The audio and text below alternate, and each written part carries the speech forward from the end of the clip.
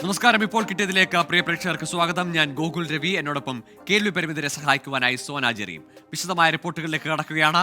രണ്ടാം പിണറായി വിജയൻ മന്ത്രിസഭയിലേക്ക് സത്യപ്രതിജ്ഞ ചെയ്ത രാമചന്ദ്രൻ കടന്നപ്പള്ളിയും KB ഗണേഷ് കുമാറും പരസ്പരം ഒരിക്കൽ പോലും നോക്കുക പോലും ചെയ്യാതെ അടുത്തടുത്തിരുന്ന ഗവർണർ ആരിഫ് മുഹമ്മദ് ഖാനും മുഖ്യമന്ത്രി പിണറായി വിജയനും ആയിരുന്നു ചടങ്ങിലെ ശ്രദ്ധാകേന്ദ്രം.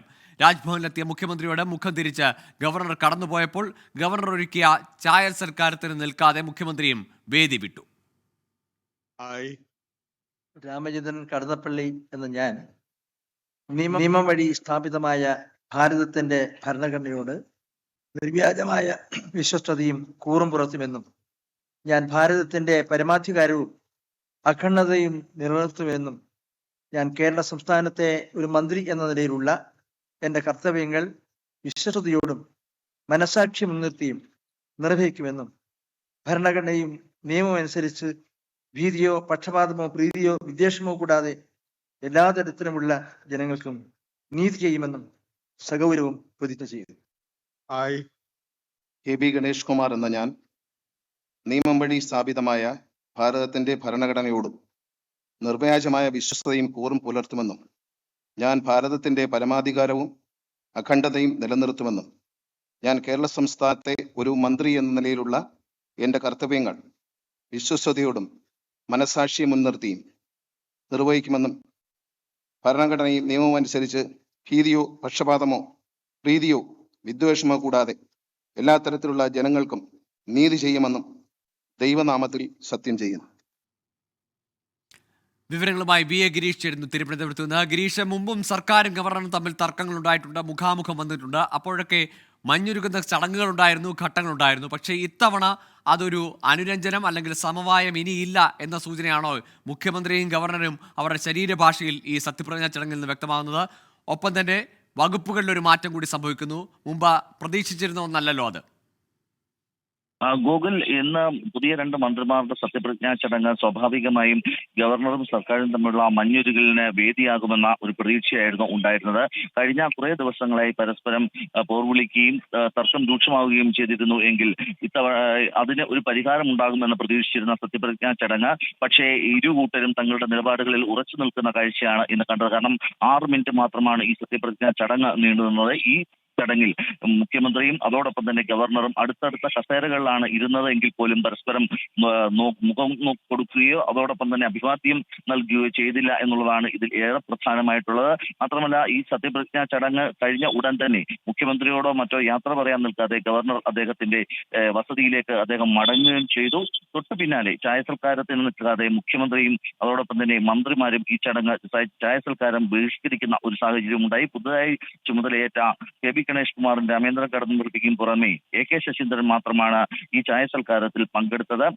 നേരത്തെ തന്നെ ഇത്തരം ചില വേദികൾ ഇത്തരം തർക്കങ്ങളും ഒക്കെ രൂക്ഷമാകുമ്പോൾ ഇത്തരം വേദികൾ സാധാരണഗതിയിൽ മഞ്ഞുരുകളുടെ ഒരു വേദിയായി കൂടി മാറാറുണ്ട്. പക്ഷേ ഇത്തവണ തർക്കങ്ങൾ കൂടുതൽ രൂക്ഷമാകുന്നു എന്നുള്ളതിന്റെ ഒരു സൂചന തന്നെയായിരുന്നു ഗവർണറുടെയും മുഖ്യമന്ത്രിയുടെയും ശരീരഭാഷ. കാരണം ഇത്തരത്തിൽ ഒരു സത്യപ്രതിജ്ഞാ ചടങ്ങ് നടന്നു കഴിഞ്ഞാൽ ഒരു ചായ സൽക്കാരം ഗവർണറുടെ വക എന്നുള്ളത് ഒരു കീഴ്വഴക്കമാണ്. ഇത് കാലാകാലങ്ങളായി രാജ്ഭവനിൽ തുടർന്നു വരുന്നതുമാണ്. ഇതിൽ നിന്നാണ് ഇപ്പോൾ മുഖ്യമന്ത്രിയും മന്ത്രിമാരും ബഹിഷ്കരിച്ചിരിക്കുന്നത്.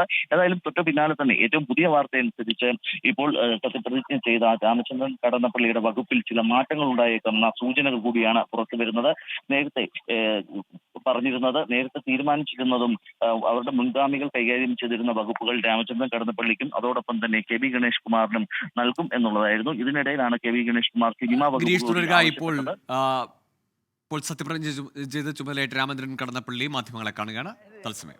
ഏത് വകുപ്പായിരുന്നാലും ശരി, ബഹുമാനപ്പെട്ട മുഖ്യമന്ത്രി നൽകുന്ന ഏത് വകുപ്പും ആ വകുപ്പിനോട് പൂർണ്ണമായും നീതി കാണിക്കുക, വിശ്വാസ്യത, സത്യസന്ധത, പ്രതിബദ്ധത ഇതെല്ലാം പുലർത്തുക എന്നുള്ളതാണ് എളിയ എൻ്റെ കഴിവുകൾ ഏത് വകുപ്പിനായിരുന്നു പ്രയോജനപ്പെടുത്തുക എന്നുള്ളതാണ് എൻ്റെ ഒരു കാഴ്ചപ്പാട്.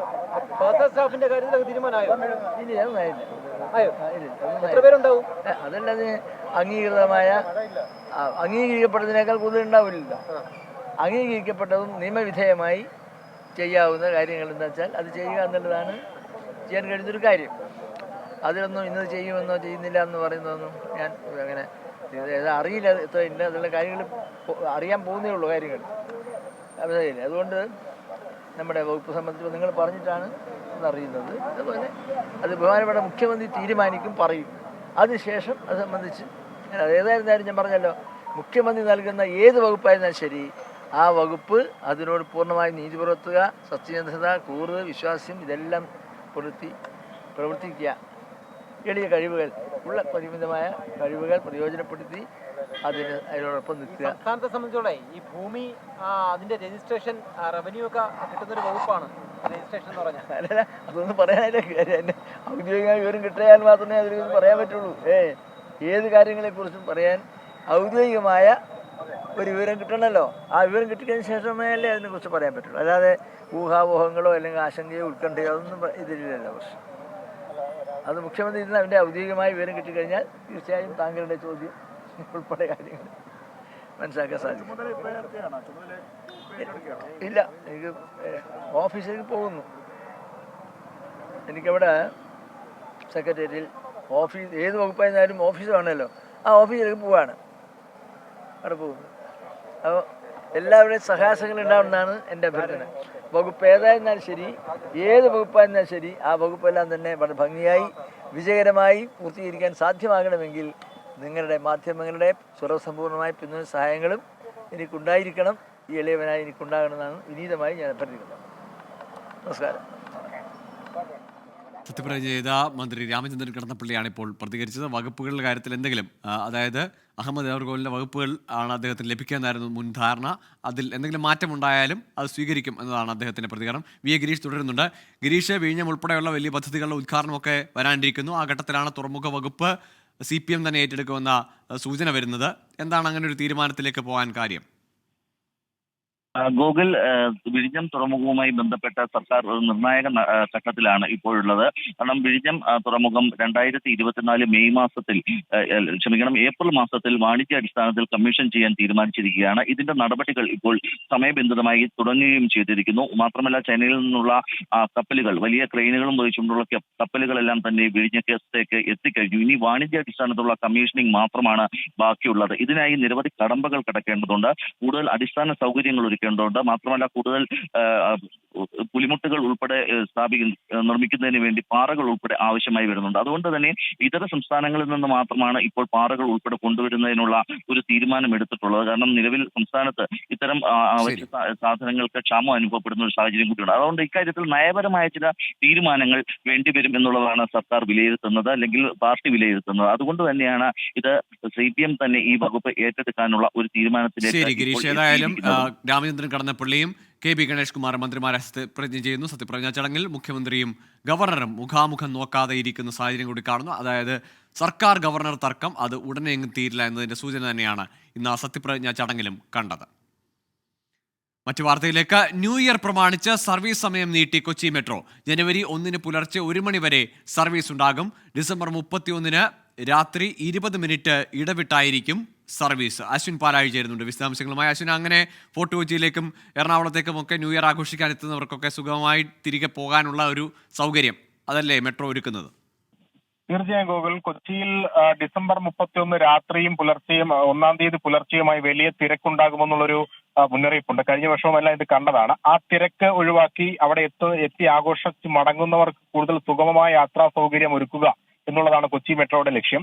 അതുകൊണ്ടാണ് 31-ാം തീയതി രാത്രി 10:30 മുതൽ പുലർച്ചെ 1:30 വരെ സർവീസ് നീട്ടിയിരിക്കുന്നത്. 10:30-ക്ക് ശേഷം 20 മിനിറ്റ് ഇടവിട്ടായിരിക്കും ഈ സർവീസുകൾ ഉണ്ടാവുക എന്ന് അറിയിച്ചിരിക്കുന്നത്. അതെന്തായാലും വരുന്ന ആളുകൾക്ക് കൂടുതൽ സൗകര്യപ്രദമാകുമെന്ന കാര്യത്തിൽ സംശയമില്ല. SN ജംഗ്ഷനിലെ അവസാന സർവീസ് രാത്രി പുലർച്ചെ 1 മണിക്കായിരിക്കും ആലപ്പുഴയിൽ നിന്നും പുറപ്പെടുക.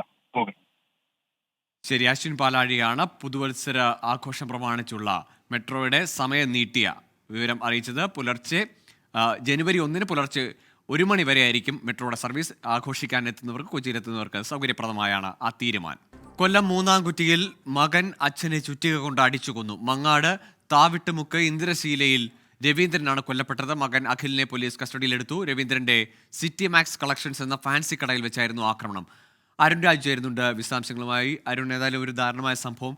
എന്താണ് ഇങ്ങനെ ഒരു ആക്രമണത്തിലേക്ക് നയിച്ച സാഹചര്യം? ഗൂഗിൾ ഏറെ ഞെട്ടിപ്പിക്കുന്ന സംഭവമാണ്. ഇന്ന് ഉച്ചയ്ക്ക് 2 മണിയോടെയാണ് ഈ മൂന്നാംകുറ്റിയിലുള്ള സിറ്റി മാക്സ് എന്ന് പറയുന്ന സ്ഥാപനം, അത് രവീന്ദ്രന്റെ സ്ഥാപനമാണ്. ഈ രവീന്ദ്രൻ ഈ സ്ഥാപനത്തിൽ ഇരിക്കുന്ന സമയത്താണ് മകൻ അവിടേക്ക് എത്തുകയും ഇരുവരും തമ്മിൽ വാക്കുതർക്കത്തിൽ ഏർപ്പെടുകയും ചെയ്തത്. പിന്നീട് ഈ കടയിലുണ്ടായിരുന്ന ചുറ്റിക ഉപയോഗിച്ച് മകനായ അഖിൽ ഈ രവീന്ദ്രനെ തലക്കടിച്ച് കൊലപ്പെടുത്തുകയായിരുന്നു. ഈ സംഭവം പറഞ്ഞ് നാട്ടുകാർ ഓടിക്കൂടിയാണ് രവീന്ദ്രനെ ആശുപത്രിയിൽ എത്തിച്ചെങ്കിലും ജീവൻ രക്ഷിക്കാൻ കഴിഞ്ഞില്ല. മകനെ നാട്ടുകാർ തടഞ്ഞുവെച്ച് പോലീസിന് കൈമാറിയിട്ടുണ്ട്. ഈ എന്താണ് ഇവർ ഈ സംഘർഷത്തിലേക്ക് എത്തിയതും തുടർന്ന് മരണത്തിനിടയാക്കിയതുമായ കാര്യം എന്ന കാര്യത്തിൽ ഇപ്പോഴും വ്യക്തത വന്നിട്ടില്ല. മകനായ അഖിലിനെ ഇപ്പോൾ പോലീസ് ചോദ്യം ചെയ്ത് വരികയാണ്. ഇരുവരും തമ്മിലുള്ള വാക്കുതർക്കം ഉണ്ടായിരുന്നു എന്നുള്ളതാണ് സമീപവാസികളായ കടക്കാർ ഇപ്പോൾ പോലീസിന് മൊഴി നൽകിയിട്ടുള്ളത്. എന്തായാലും ഈ രവീന്ദ്രന്റെ മരണം ഇപ്പോൾ സ്ഥിരീകരിക്കുകയും ചെയ്തിട്ടുണ്ട്. ഗൂഗിൾ ശരി, അരുൺ രാജാണ് വിവരങ്ങൾ നൽകിയത്. കൊല്ലത്ത് നിന്നാണ് ആ വാർത്ത വന്നത്. മകൻ അച്ഛനെ തലക്കടിച്ച് കൊലപ്പെടുത്തുകയായിരുന്നു. വാക്കുതർക്കമുണ്ടായി, പക്ഷേ അതിന്റെ കാരണം എന്താണ് എന്നത് ഇതുവരെയും വ്യക്തമായിട്ടില്ല. തിരുവിതാംകൂർ ഇപ്പോൾ മന്ത്രി കെ പി ഗണേഷ് കുമാർ മാധ്യമങ്ങളെ കാണുന്നു തത്സമയം.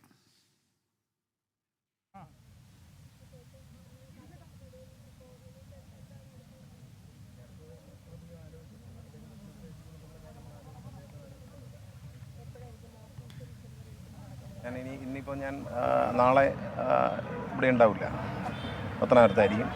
ഇനി 1-ാം തീയതി തൊട്ട് മുഖ്യമന്ത്രി 2 ദിവസം യാത്രയിലാണ്. അപ്പോൾ ഞാൻ എറണാകുളത്തേക്ക് പോകും.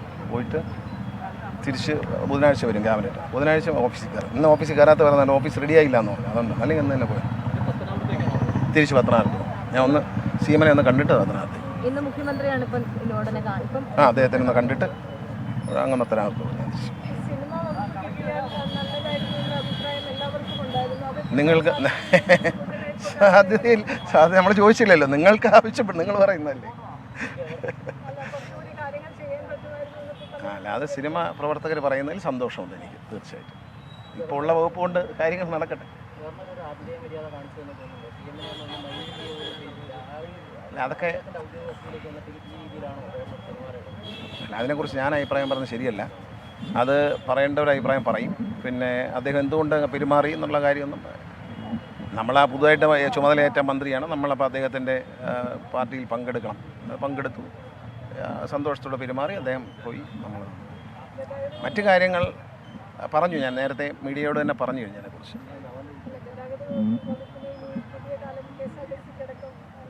പരമാവധി ശ്രമിക്കും. പരമാവധി ലാഭത്തിലൊന്നും ആയില്ലെങ്കിൽ പോലും കാര്യങ്ങൾ അതിൻ്റെ ഒരു അപകടസ്ഥിതിയിൽ നിന്ന് കരകയറ്റാനുള്ള ഒരു പ്രതീക്ഷയുണ്ട്.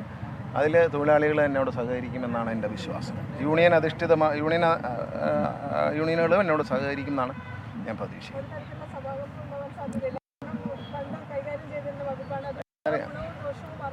അതെ, എനിക്കറിയാം. മാത്രമല്ല ഈ ഓട്ടോമൊബൈൽ കാര്യങ്ങളെക്കുറിച്ച്, എനിക്ക് ടെക്നിക്കൽ കാര്യങ്ങളെക്കുറിച്ച് ഇഷ്ടമുള്ള ഒരാളാണ് ഞാനൊരു ടേസ്റ്റുള്ള ആളാണ്. അപ്പോൾ അതുകൊണ്ട് കമ്പ്യൂട്ടറൈസേഷൻ പോലെ കാര്യങ്ങളൊക്കെ വേഗത്തിൽ, പിന്നെ ഞാനൊന്നും വെച്ച് താമസിക്കാൻ സമ്മതിക്കില്ല.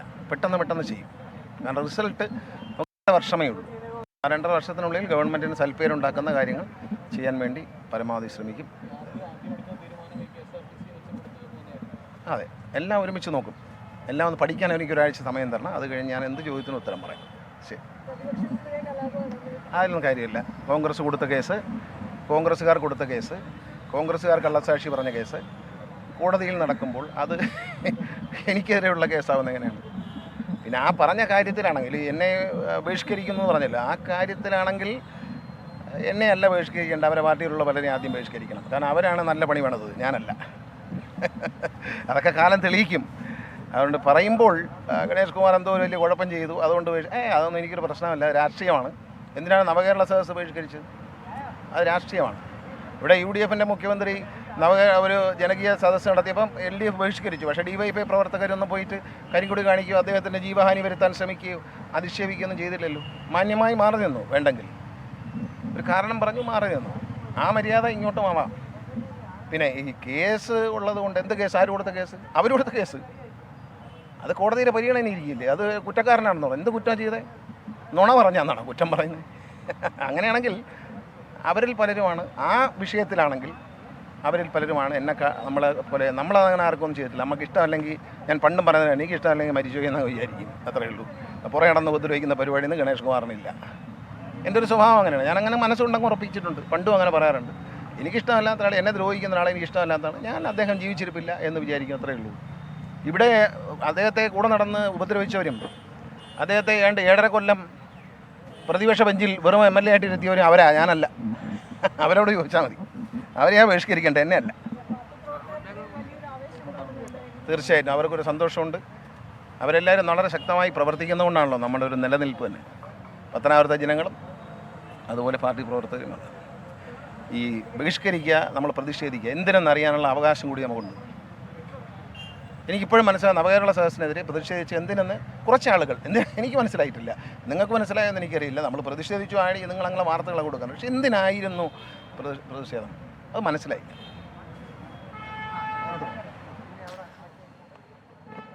ചുമതലയേറ്റ ശേഷം മന്ത്രി KP ഗണേഷ് കുമാർ ഗതാഗത വകുപ്പുമായി ബന്ധപ്പെട്ട അതിന്റെ പ്രതീക്ഷകൾ പങ്കുവയ്ക്കായിരുന്നു. ഒപ്പം സോളാർ ഗൂഢാലോചന കേസുമായി ബന്ധപ്പെട്ട് കോൺഗ്രസിനുള്ള മറുപടിയും അദ്ദേഹം പറഞ്ഞുപോയി.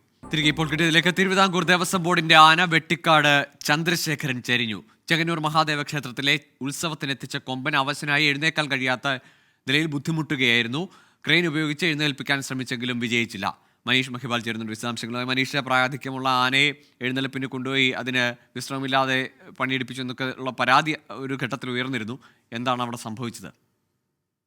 ഗോകുൽ, ഈ ചെങ്ങന്നൂർ മഹാദേവ ക്ഷേത്രത്തിൽ 24 ദിവസങ്ങളായി നടക്കുന്ന ഉത്സവ ദിവസങ്ങളിൽ 70-ലധികം ആനകളാണ് എഴുന്നള്ളിപ്പിൽ പങ്കെടുക്കുന്നത്. അങ്ങനെ ഇന്നലെ മാവേലിക്കരയിൽ നിന്നാണ് ഈ ആനയെ കൊണ്ടുവരുന്നത്. ഇന്നലെ രാത്രിയും ഈ ആനയ്ക്ക് വയ്യാതിരുന്നു. രാവിലെ 6 മണിക്ക് ആന കുഴഞ്ഞു വീണു. പിന്നീട് 8 മണിക്ക് ശീവേലയ്ക്ക് പങ്കെടുക്കാൻ ആനയെ എഴുന്നേൽപ്പിച്ച സമയത്ത് ആനയ്ക്ക് എഴുന്നേൽക്കാൻ സാധിച്ചില്ല. പിന്നീട് 6 മണിക്കൂറോളം മൃഗ ഡോക്ടർ അടക്കമുള്ള വിദഗ്ധ ഡോക്ടർമാരടക്കം പരിശോധന നടത്തി. പിന്നീട് 2 മണിയോടുകൂടി തന്നെ ആനയ്ക്ക് സ്വന്തമായി എഴുന്നേൽക്കാൻ കഴിയില്ല, ആന ക്ഷീണിതനാണെന്ന് മനസ്സിലാക്കിയതിന്റെ അടിസ്ഥാനത്തിൽ അമ്പലത്തിൽ ദേവസ്വം ബോർഡിന്റെ കീഴിലുള്ള ക്ഷേത്രത്തിന്റെ മതിൽ പൊളിച്ച് ക്രെയിൻ കൊണ്ടുവന്ന് പുള്ളിംഗ് ക്രെയിൻ ഉപയോഗിച്ച് ഈ ആനയെ ഉയർത്താൻ ശ്രമിച്ചെങ്കിലും വിജയിച്ചില്ല. പിന്നീട് 4:30യോടുകൂടിയാണ് ആന ചരിഞ്ഞത്. ഈ ആനയ്ക്ക് ആരോഗ്യ പ്രശ്നങ്ങൾ ഉണ്ടായിരുന്നെങ്കിലും കഴിഞ്ഞ 14-ാം തീയതി പക്ഷേ ആരോഗ്യ റിപ്പോർട്ട് ഡോക്ടർ കൊടുത്തതനുസരിച്ച് ആനയ്ക്ക് മറ്റു പ്രശ്നങ്ങളില്ല എന്നാണ്. പക്ഷേ ഇതിനു മുൻപും ആന സമാനമായ രീതിയിൽ പല സ്ഥലത്തും കുഴഞ്ഞു വീണ് അവശ നിലയിലായിട്ടുണ്ട്. അത്തരത്തിലുള്ളൊരു സംഭവത്തിനാണ് ഇന്നും ഉണ്ടായത്. പക്ഷേ ഇന്നത്തെ നിലയിൽ ആനയ്ക്ക് വീണ്ടും എഴുന്നേൽക്കാനോ അല്ലെങ്കിൽ മരുന്നുകളോട് പ്രതികരിക്കാനോ ആനയ്ക്ക് സാധിച്ചില്ല, കഴിഞ്ഞില്ല. ശരി, ദേവസ്വം ബോർഡിന്റെ ഉടമസ്ഥതയിലുള്ള വെട്ടിക്കാട് ചന്ദ്രശേഖരൻ എന്ന ആനയാണ് ചെങ്ങന്നൂർ ക്ഷേത്രത്തിലെ എഴുന്നള്ളിപ്പിനെത്തിച്ചപ്പോൾ അവിടെ വെച്ച് കുഴഞ്ഞു വീഴുകയും പിന്നീട് ചെരിയുകയും ചെയ്തത്. മനീഷ് മഹിബാലാണ് വിവരങ്ങൾ നൽകുന്നത്. ഇനി ഇപ്പോഴത്തെ കാലാവസ്ഥ സമർപ്പിക്കുന്നത് Berger home shield scientific water proofing solutions.